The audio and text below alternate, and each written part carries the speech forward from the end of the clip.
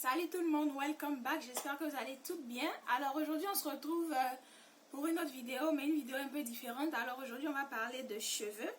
Donc comme vous pouvez le voir, mes cheveux ils sont tout rikiki. Oui, j'ai fait un big shop. Alors il s'agit de mon deuxième big shop. Alors j'ai fait mon premier big shop vers la fin de l'année 2012, donc ça allait faire bientôt 4 ans. Ça va faire bientôt 4 ans que je suis nappy, mais récemment, je crois le 27 juillet, j'ai fait un deuxième big shop. Alors pourquoi j'ai décidé de faire le big shop? J'avais envie de changer, mais je me décidais pas vraiment trop. Bon, celles qui me suivent depuis un certain temps, vous savez que je suis actuellement en Chine depuis bientôt 1 an.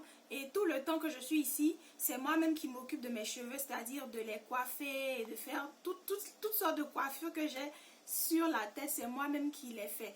Alors actuellement nous sommes un peu en summer et il fait vraiment chaud. C'est pas évident de se coiffer, il fait extrêmement chaud. Donc voilà, c'est l'une des choses qui m'a motivée de 1. De 2, comment on appelle ça, j'avais longtemps voulu essayer de faire une teinture sur mes cheveux, une teinture blonde précisément. Je ne sais pas pourquoi, mais j'ai vraiment voulu faire une teinture blonde. Et pas sur tous mes cheveux, juste sur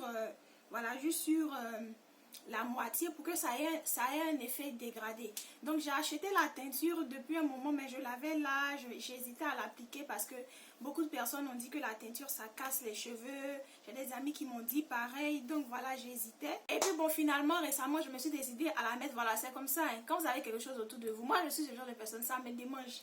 J'avais déjà ça, je repoussais, mais c'était là, donc forcément un jour j'allais aller vers ça. Et donc finalement la dernière fois que j'ai fait mon shampoing, j'ai décidé d'appliquer la teinture et franchement je n'ai pas du tout aimé le résultat. D'abord la couleur, j'ai des cheveux très noirs, j'ai des cheveux noirs de jet. Je ne sais pas sur la caméra, peut-être qu'ils n'ont pas l'air assez noirs, mais mes cheveux sont vraiment noirs. Donc d'abord je les ai appliqués, j'ai appliqué la teinture sur les bouts, ça n'a pas vraiment pris, c'était une couleur marron placa, marron caca, bizarre. Une couleur en tout cas très bizarre que je n'ai pas appréciée. Mais je n'ai pas utilisé tout le produit parce que c'est censé être pour toute la tête. J'ai juste mis sur les bouts. Donc j'ai fait, après avoir rincé, j'ai fait une pause d'environ 1 heure et j'ai réappliqué une seconde fois. Ça intensifie un peu plus la couleur, mais c'était pas vraiment trop ça. Mais bon, c'était ok, c'était pas là le problème. Mais c'est ma texture juste après, j'ai franchement pas supporté du tout. Et c'est ce qui m'a motivé même à couper, n'est-ce pas, tous les cheveux. Donc, mais bon, je n'étais pas forcément obligée de les couper parce que ça n'a pas agi sur ma longueur. Et bon, mes cheveux étaient quand même là. C'est vrai que la texture avait un peu changé où j'avais appliqué la teinture, mais je pouvais quand même les tresser, puis les laisser pousser, puis après couper après. Mais franchement, je n'avais pas envie de faire tout ce travail-là. J'ai vraiment pas aimé la texture que ça m'a donné. Au départ j'ai juste coupé la moitié et puis j'ai vu qu'il y avait encore un peu de couleur, mais j'ai vraiment pas aimé, c'était devenu bizarre, c'était pas ça. Ça valait pas du tout. Donc finalement j'ai décidé de tout couper et je suis super contente. J'aime vraiment le résultat de mes cheveux courts. Pendant quelques mois je sens que je vais avoir, comment on appelle ça, je serai un peu plus free parce que comme je vous ai dit, tresser les cheveux avec ce temps de chaleur là, c'était aussi vraiment un gros travail. Donc j'aime vraiment le fait d'être revenu à la facilité. Et puis une autre raison aussi, c'est que en fait, comme j'ai dit, ça allait bientôt faire 4 ans que je suis nappy, mais c'est vraiment depuis mon arrivée en Chine que j'ai vraiment commencé à véritablement prendre soin de mes cheveux. Les premières années, j'étais aux États-Unis quand j'ai coupé mes cheveux. J'ai coupé mes cheveux juste parce que je commençais à suivre YouTube et j'ai vu, il y avait un mouvement nappy qui était à la mode et je voyais les coiffures que les filles faisaient et ça me plaisait, je voulais faire pareil. Je ne savais rien du cheveu, rien de ma texture, rien des soins et tout ce genre de choses. Et donc j'ai coupé mes cheveux juste parce que je pensais que j'allais obtenir le même résultat que ces filles-là. Et ça a été la grande désillusion. Et comme ça a été la désillusion, j'ai pas vraiment pris le temps d'apprendre, n'est-ce pas, à connaître mes cheveux et comment ils fonctionnaient. Donc dans les départs, ouais, sans souci, les cheveux, ils vont naturellement pousser. Donc mes cheveux, ils ont poussé jusqu'à atteindre une certaine longueur. Et puis après, ils ont arrêté de pousser parce que je ne faisais pas d'hydratation, je ne faisais jamais de leave-in conditioner, masse renforçant, tous ces genres de choses là, je ne faisais pas, je ne connaissais pas tout ça. Moi, tout ce que je faisais, je tressais mes cheveux, je défais, je fais un shampoing, je tresse, je défais, je fais un shampoing. C'est tout ce que je faisais. Donc mes cheveux, ils étaient super secs et cassants. Jusqu'à ce que je rentre à Abidjan en 2014 et puis voilà, le fait que mes cheveux se cassent trop, ça avait un peu commencé à m'alerter. Donc une fois je suis allée dans un salon spécial Napi et elles m'ont expliqué que mes cheveux se cassaient trop parce que je leur ai expliqué que mes cheveux ne poussaient plus, il y avait une certaine stagnation et elles m'ont dit que en fait c'est parce que mes cheveux se cassaient trop et que vu la manière dont mes cheveux se cassaient, je ne pouvais pas retenir de longueur et c'était parce que mes cheveux étaient un peu trop secs et elles m'ont conseillé de faire des soins, mais même avec ça je faisais les soins une fois en passant, pas régulièrement. Donc voilà, je n'avais vraiment pas de routine capillaire.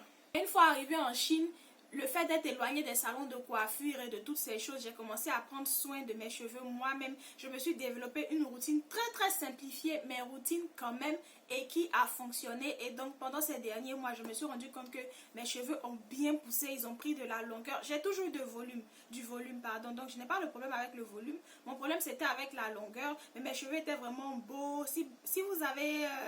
Si vous voyez certaines des vidéos où j'ai mes cheveux naturels, ils ont vraiment poussé. Ils sont très shrinkés quand vous les voyez à la caméra. Mais ils ont vraiment pris de la longueur et tout.